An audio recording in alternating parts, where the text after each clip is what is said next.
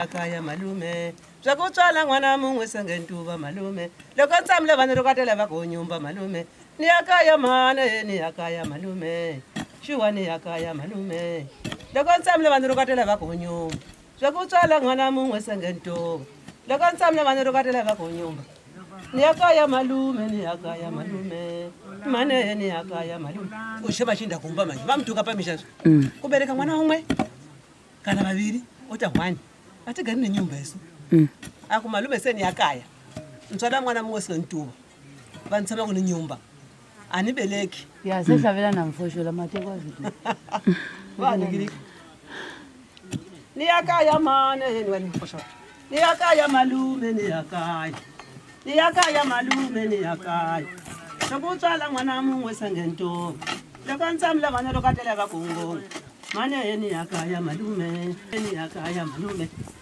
hayi babu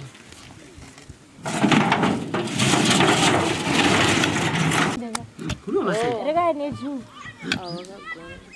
befusho ezokudlani amaneri zosipaka nasitibati bona kunakira duma video taita we kwenyuyo kandani chitatu lekama biye malanonyepa vaizvirisanga tema chikonzo kaikatumira ndizvo alala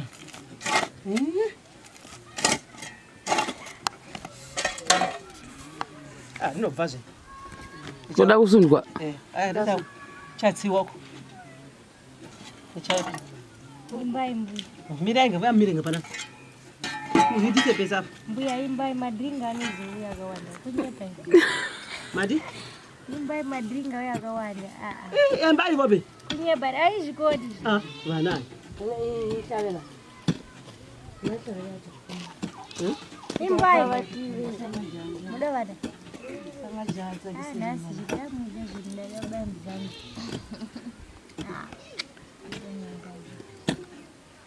uchira musokosora muvukunyawo maitiresi mwana maitiresi kuve vanhu vatukulu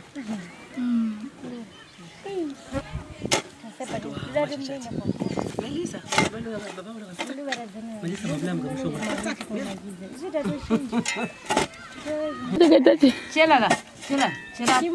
chela shamwari yamandamu amuyambo ni shamwari wewe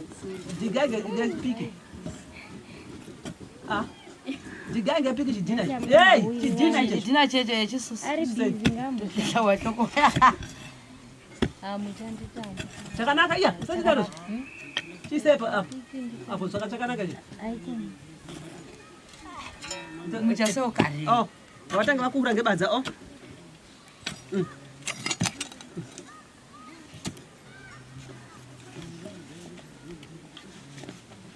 Ngama kumbure kukavo vazochera.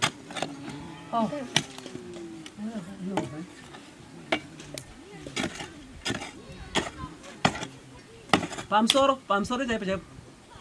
apa ende sezvaenda manje vashavya samajange avelele samaja zvatsakisa muna valungu samaja atira ngovu mwina valungu yazvaita ayo angakanyanya kutokotoko kaita kudewo chakaita kukata tikatiki Kudzidzira muchangana kuenda hanzi majeki ailaita majeki lati kuluma kuzvino chichakale kuti chakanaka vanhu vamwari chilungu. kupinda chirungu apa mapedzerwa apa kugarika vanhu vakura pakakuma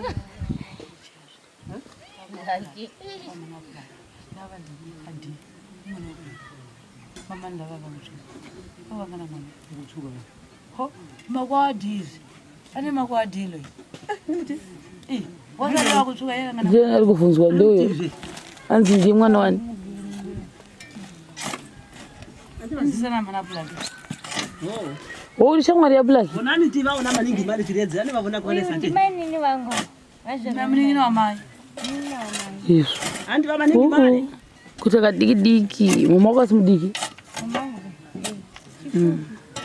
ndio mimi like nina mama wako mwana mdiki Mwana mdiki go. Sendukula watu mama kwa sindiwezera diki. Mama wangu. 86. Mama kwa ndo 86 unyipewe. Vaka kusharere. Bado ndifunza foni yaenda dai Wakapeleka vanhu vairamba kusema. Vakaoneka vachidiki. Jareno 15 years. Onda zonderamba kuti nema dzako. Mwezi wati vanga. 5. Yeah. Kafaila mumu. Akaya malume. Zvakutswala mwana mumwe sengentuva malume. Loko tsamle vanhu rokatela vakonyumba malume. Ni akaya mane ni akaya malume. Shuwa ni akaya malume. Loko tsamle vanhu rokatela vakonyumba. Zvakutswala mwana mumwe sengentuva. Loko tsamle vanhu rokatela vakonyumba. Ni akaya malume ni akaya malume. Mane ni akaya malume. Ushema chinda kumba manje. Vamtuka pamishazo. Kubereka mwana umwe. Kana vaviri ota hwani atigari nenyumba isu akumalume seni yakaya ntswala mwana mumwe sentuva vantsama kune nyumba anibeleki Ya sesavela na mfoshola matekwa vitu. vanigiri ni yakaya mane yeni wani mfosho ni yakaya malume ni yakaya malume ni yakaya sokutswala mwana mumwe sentuva lekantsamla vana rokatela vakungonga Mane yeni yakaya malume, yeni yakaya malume. Hai babu.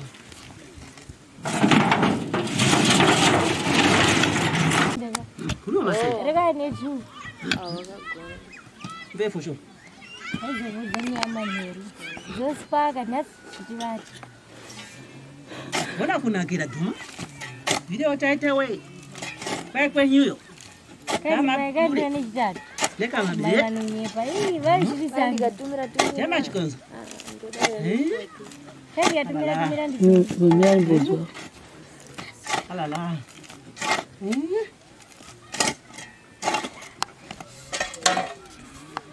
No vaze. Koda kusundwa. Dada chatsi wako. Chai. Imbai mbu. Mirenga pana. Uhidike pesa. Mbuya imbai madringa ni zuya gawanda. Kunyepa. Madi?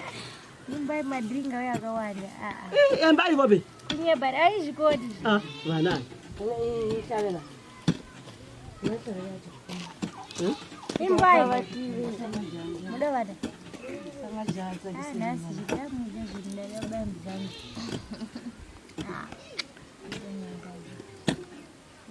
Uchina musoko sura kufukunya wa maitiresi. Mwana maitiresi kwa vana vatukulu. Sasa bado zadi mdenga kwa. Melisa, Melisa mablamu kwa mshoga. Zida doshinji. Ndeketati. Chela. Kimbamba. Chela sadi. Changwari ya mandamu. Nani amyambo mweleza. Watanga wabisa jina. Nani? Ni changwa leo. Digaga piki. Digaga piki jina. Jina cheche chisusi. Ari bizi ngambo. Sawa choko. Mujandi tamu. Chakanaka iya, sasa karo. Chisepa hapo chakanaka je. Aikin. Mchaseo kari. Watanga vakura ngebadza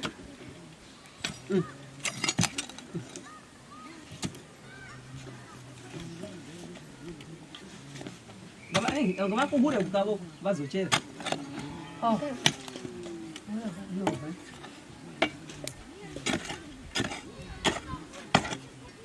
pamusoro chaipo Ende sezvaenda manje.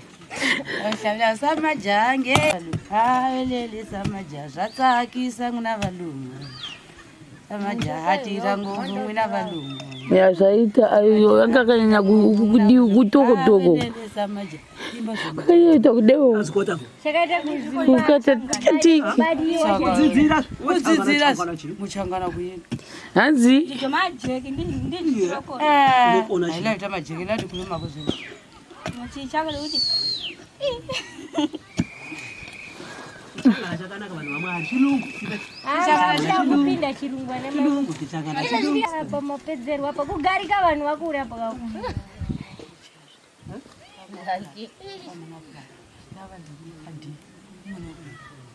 Mama ndava vamuchu. Avangana mwana kuchuka. Ho, makwadizi. ane makwadilo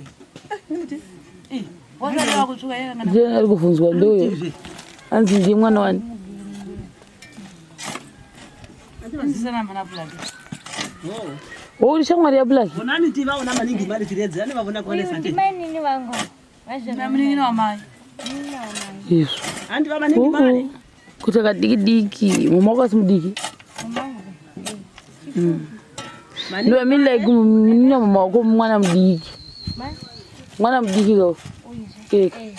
So ndikula watu mama kwa sindiwezera diki. Mama wangu. 86. Mama kwa ndo 86 unyipewe. Vakakusvara ere. Madoni ndikuita foni yaenda dai Vakabereka vanhu vairamba kutoka. Vakaoneka vachidiki. Jareno 15 years. Ndazonderamba kuti nhema dzako. Muzvati dzivanga. 5. Yeah. Kafaila murumo.